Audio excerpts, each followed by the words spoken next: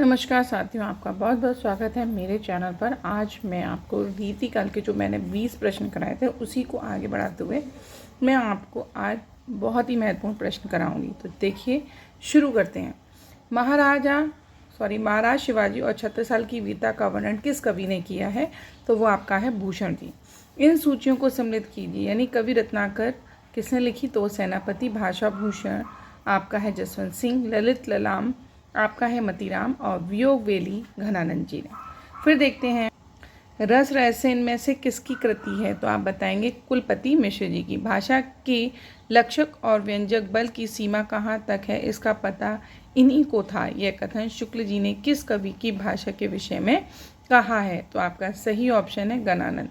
केशव द्वारा रचित महाकाव्य है, तो आप बताएंगे रामचंद्रिका। फिर नेक्स्ट है, संस्कृत के प्रबोधन चंद्रोदय नाटक का पद्मानुवाद किया है किसने? तो जसवंत सिंह जी ने। फिर आपके हैं 27वां प्रश्न कहता है, रामाश्वर मेघ प्रबंध काव्य के रचयिता हैं आपके चिंतामणि जी।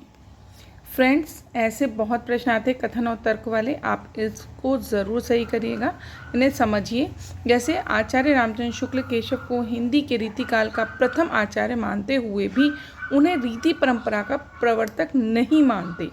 तो ये तो कथन है, और तर्क कोई क्या दे रहा है कि रीति परंपरा का अखंडन प्रवर्तन केशव की कवि प्रिया की रचना के 50 वर्ष बाद चिंतामणि त्रिपाठी से हुआ।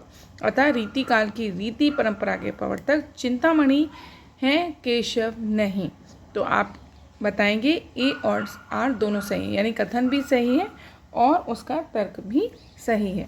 नेक्स्ट यानी 29 देखते हैं, रीति मुक्त कवियों का तात्पर्य है वे कवि जिन्होंने रीति परंपरा में न बदकर की स्वतंत्र प्रवृत्तियों को काव्य विषय बनाया। B option is the right option. 30 कहता है, इनमें से रीति सिद्ध कवि कौन है?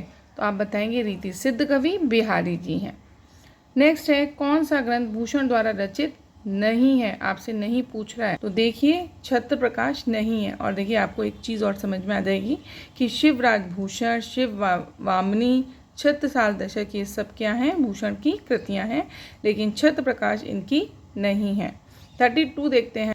32 कहता है, इनमें से किस रीतिकालीन कवियों ने सतसई नहीं लिखा है? तो घनानंद जी ने नहीं लिखा है, बाकी इन तीनों ने लिखा है, जैसे बिहारी, मतीराम वृंद ने लिखा है। उन उक्तियों को रचनाकारों के साथ सम्मिलित कीजिए जो उनके कवि हैं। जैसे अब मैं आपको बताऊं, बसो मेरे नैनन में नंदलाल, ये किसने लिखी? मीरा जी ने। हीन बहे जलमीन अधिन कहाँ कहो के अक्रूर सामने, घनानंद जी की है। फागु की भीड़ अभिरन में गई गोविंद ले गई भीतर गौरी, पद्माकर ने।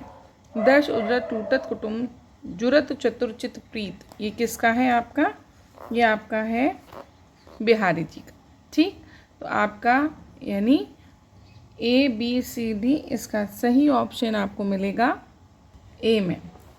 फिर देखिए, अब आपको ऐसे ही है, अब आपसे पूछ रहा है, सूची दी हुई है और कवि दिए हुए हैं, आपको इनके कवि बताने हैं जिनकी ये सुक्तियाँ हैं। अमे हलाल मद भरे श्वेत श्याम रत्नार, तो ये रसलीन जी की है।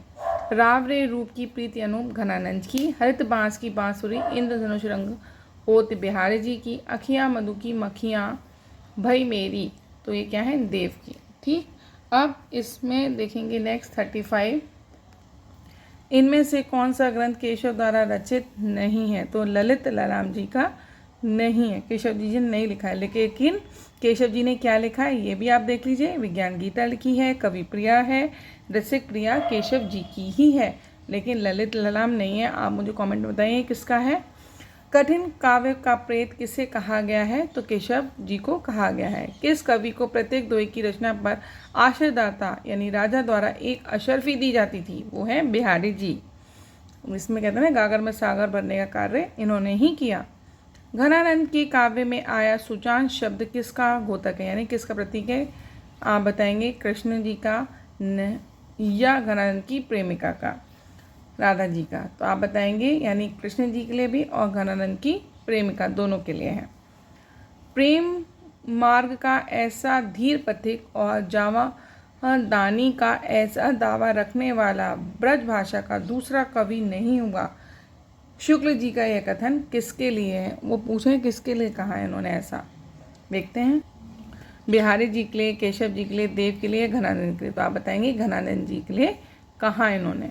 फिर है किस स्वच्छंदवादी रीति मुक्त कवि की भाषा में सर्वाधिक लाक्षणिका विद्यमान है? तो आप बताएंगे घनानंद जी की।